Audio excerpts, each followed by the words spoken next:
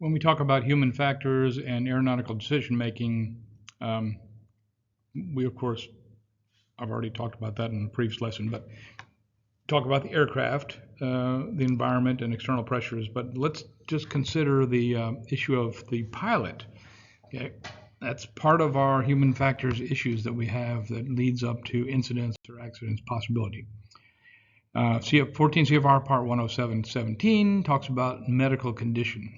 And I'll just read it. It says right here, and no person may manipulate the flight controls of a small unmanned aircraft system or act as a remote pilot in command, visual observer, or direct participant in the operation of the small unmanned aircraft if he or she knows that they have reason to know that they may not have some kind of physical or mental condition that would interfere with the safe operation of that aircraft system.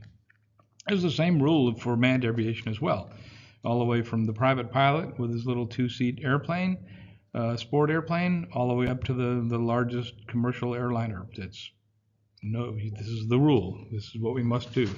The rule's no different. And I've said this before, and I'll say it again. The FAA, the Federal Aviation Administration, does not consider you toy pilots. You're airplane pilots. When you get the commercial pilot license, you're a commercial pilot. There are some restrictions. You can't carry passengers yet, but that may change as well. So anyway, medical conditions. It's important that we understand that, right?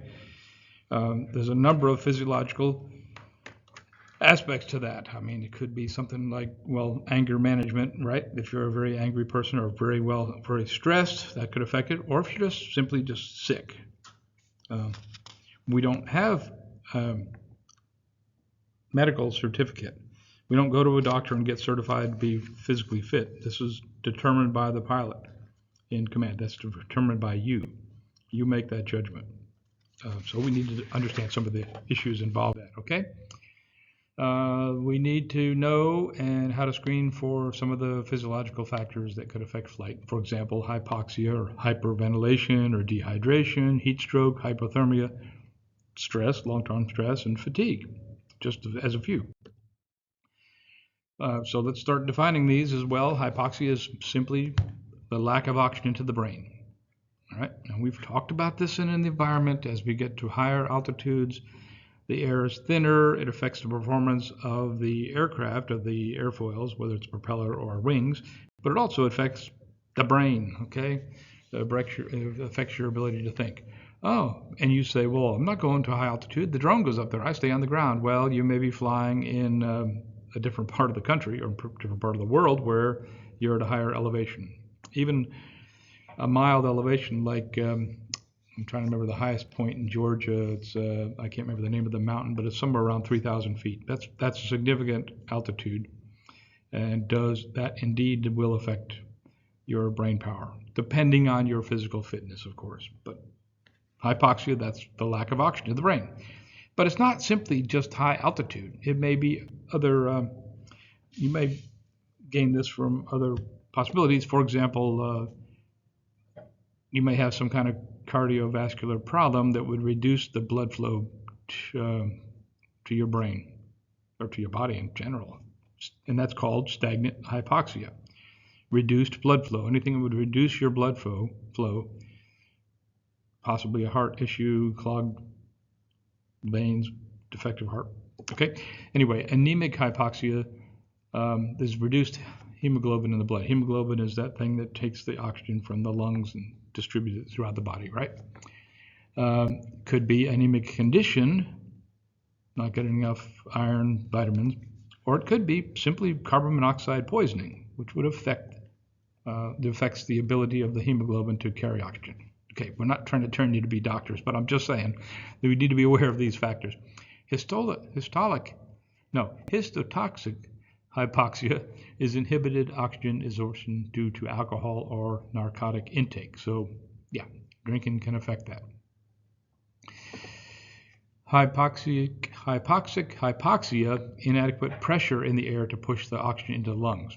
Low pressure, high altitudes, such as mountains. Similar.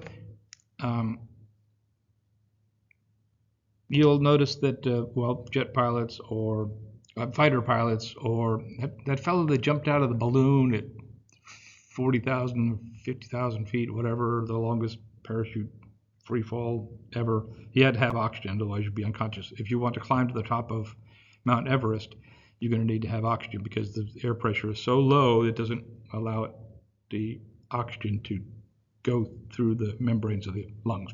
Okay. You won't be able to see this video. I'll have to delete that, but it'll be another part of the module. Okay, so let's go through these a little bit more carefully. Hyperventilation, just the lack of carbon dioxide in the body. Could be from a number of factors: stress, dehydration, fear, and anxiety, medical, or some kind of medical condition. Okay, symptoms can be, you might be frightened, chest pains, yawning, faint-heartedness, lightheartedness. Typically, it's lightheartedness is the main symptom. Treatment, as silly as it sounds, breathing into a bag, putting a little bit of pressure through your breathing.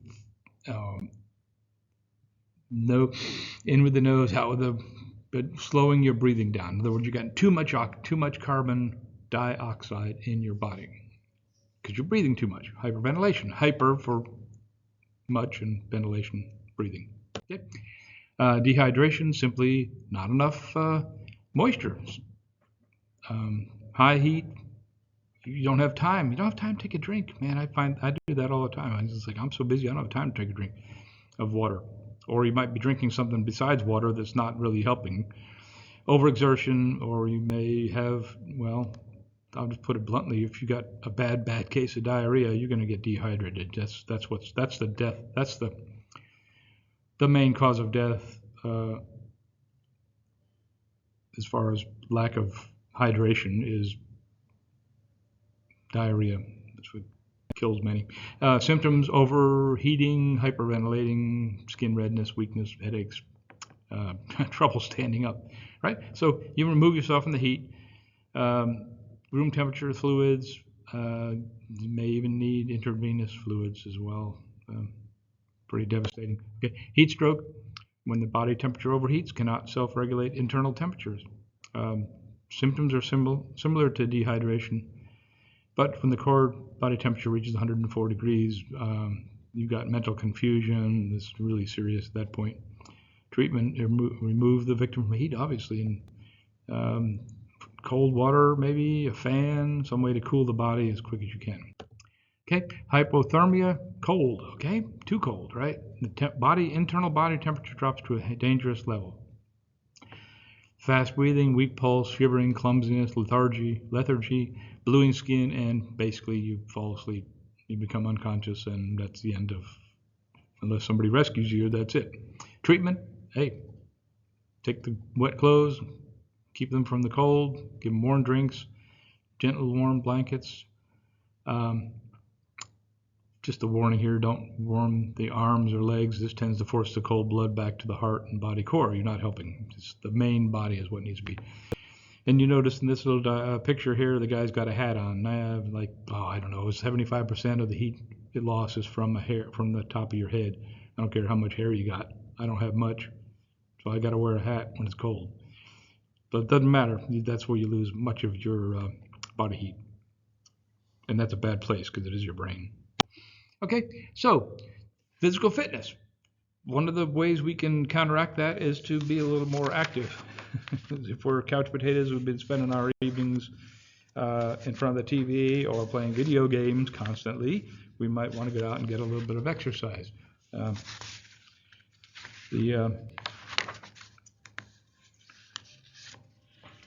But also planning ahead as well. So most of the work, if you're a drone professional, you're going to be working outdoors. I mean, I know there are indoor, internal jobs related to drones, but let's just assume we're going to be outside.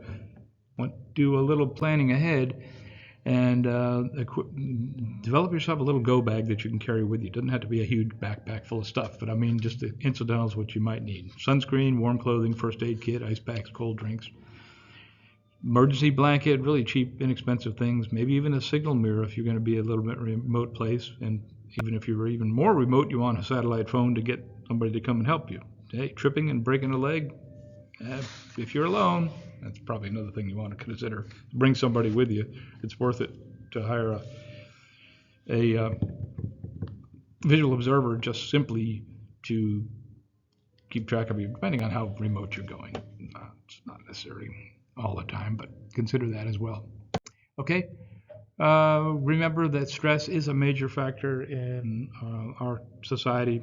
It's just the way it is. And operating a drone has other stresses as well. You might be working with a bunch of inexperienced crew members. You might be working in an unfamiliar environment. I don't know if you remember the first time you flew outdoors in town or somewhere where people are. It's a little nerve-wracking. You feel self-conscious and you feel like people are watching you, and people are. A little more stress might be flying in adverse weather conditions or in a place where there's a lot of branches and trees around and you can consider there's lots of other stresses that you might think of your own. Acute fatigue is common. We're talking about a lack of sleep, excessive mental work, possibly even hunger. So all you need is maybe a nap or a full sleep cycle, the next normal sleep period. So acute is short-term, temporary. Chronic, though, is long-term. It involves stressful situations that are ongoing. Maybe it's a high-pressure job, maybe financial difficulties or challenging relationships, right? In a chronic fatigue situation, stressors tend to have an accumulating effect. And I don't know if you've applied for health or life insurance or something like that. You'll have there's standard forms, and the form you check off. Have you lost a job recently? Have you sold your house or bought a house? Or, have you lost your job? Stuff like that. Well, because they add these things up and they say, wow, this guy or gal is really stressed out. Maybe a higher risk of doing something unwise. So remember that. Stressors have an accumulating effect. So if a lot of things are happening in your life, find some way to declutter a little bit, or at least compartmentalize these issues. Part of being a professional is compartmentalizing your personal life and your professional life. It's not easy, takes time to work how to do that, but that's going to be helpful in the long term. Okay. Some other factors that are involved with our bodies, all right? We have a tendency to have visual illusions, and this is a common hazard in operations, especially at night. Autokinesis. If you see one single light with a lot of dark around there, that light will appear to move back and forth and up, down, and move around. It's just the way your eyes work. I would presume, I expect many UFO reports are involved just simply a star out there a long ways away. It just happens to be a night where you don't see any other lights. And if you just stare at that light, it'll move around. You try it some night. It has to be pretty far away. It can't be a flashlight right in your face. Another common visual illusion is featureless terrain. So if you're over water, and this happens too, drones will fly it into the water. Because it's hard to tell the difference between the water and the sky sometimes. It just happens to be that way. There's an illusion of being higher than you really are. And then there's atmospheric illusions. You don't see the horizon. All you see is a slanted bank of clouds. You might think you're turning or you tend to lose your orientation slightly. Okay. Others. No. Aeronautical decision making works together with crew resource management. So when you have these illusions, it's good to have a visual observer or some other crew member with you to help you to discern whether or not this is true. Is that a UFO over there? Or is that just a star? Or is that another drone flying this way? Or was that an airplane flying this way? So you have somebody to talk to and say, hey, double check me on this. Maybe I'm seeing something. But again, CRM is a process for the crew and the pilot command to obtain and use all available information through communication, right? Task delegation, crew management, encouraging crew feedback. And we've talked about that in the previous lesson. The pilot command must be aware of the possible physiological hazards that could affect not only yourself, but also your other crew members as well. One of the questions on the written test is how you're supposed to be standing. If you're flying in the evening and you should be facing to the west or you should try to orient yourself so you're facing east. Well, in the evening, the sun's coming down. If you're looking to the west, you got this bright sun. It's going to be hard to see where your drone is, right? That's part of being aware of what's going on around you. And so you plan your you plan your assignment so that you're located to the west of wherever you're going to be flying your drone, so the sun is behind you. That's what we mean by the PIC, planning ahead and thinking through the possible physiological hazards that could affect not only you, but the rest of the crew as well. We've covered this before. I'm going to whip through this pretty quickly. The FAA is concerned about accidents where the human factor accidents, basically because we have certain attitudes, and they've identified these 5 attitudes: anti-authority, impulsivity, invulnerability, machismo, resignation. Okay, so we have these 5 different things. Anti-authority, don't tell me what to do. And so what the questions will be phrased: what is the antidote for that? Anti-authority would be to, those rules are written for a reason. So follow the rules. Impulsivity is just get her done now. Don't just be in a hurry, get her done. No, so you've done that before. We've talked about this before, but do remember these 5. Resignation is the final one. I give up, that kind of thing. So anyway, remember those because they will be on the test, and we've covered it before. It is in chapter 2 of the pilot's handbook of aeronautical knowledge. We should have read chapter 2 by now anyway, but just keep that in mind. The DECIDE model, remember, that's just basically their thought about how you should make decisions. It's just a review. This is just a review of the aeronautical decision-making model, just for your benefit to review. And then we'll also have this other one, the 3 Ps of making a decision. You perceive, you've got to be aware of the situation around you. So you perceive something, then you process it. Well, what does that mean? What does that mean? And then perform, you do something about it. Perceive the need for changes, process the effects, what those changes mean, and then perform the appropriate action in that particular situation. Again, SMS is Safety Management System. So if you're working for an organization or you're forming your own organization, you need to have some kind of a system for managing issues that may come up. Just letting everybody do their own thing is not the best way. And it's been proven that is not an effective way to manage risks. It's a top-down approach to safety, includes mission and flight procedures, coming up with checklists, coming up with a policy for how you operate, who's responsible for doing what, and the ability and the interest in recognizing hazards before they become a hazard. Remember the PAVE checklist as well.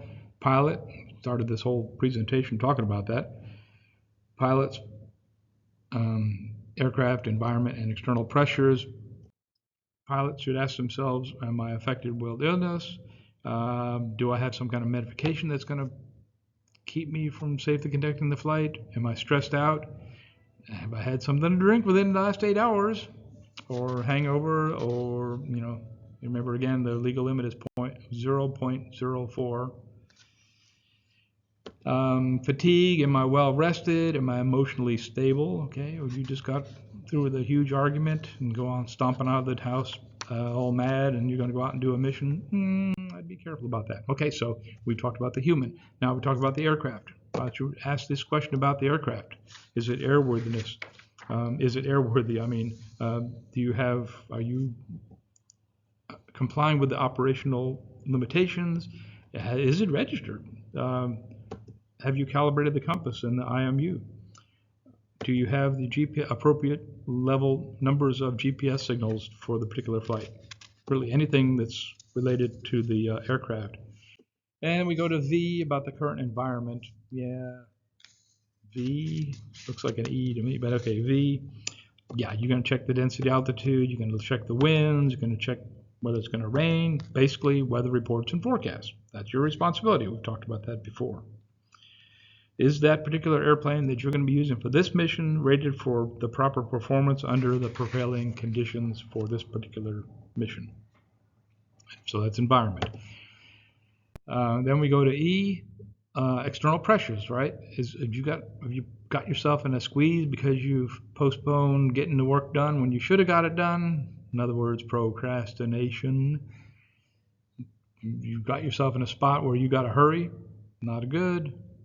Maybe you'll try to work something out, or better yet, plan ahead.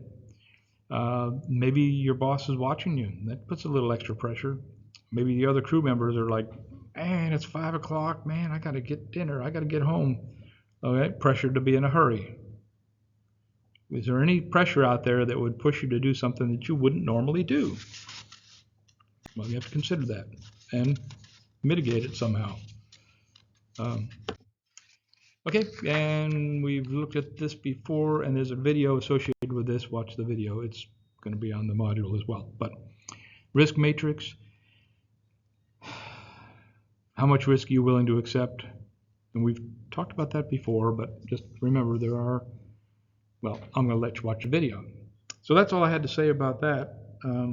Physiological considerations, hazardous attitudes, aeronautical decision-making, and assessing and mitigating the risks involved in your particular operation. So that's about 20 minutes worth of video. Sorry to make it so long, but that should pretty much cover human factors and aeronautical decision-making for this particular module. So thank you for listening, and don't forget to do the quiz.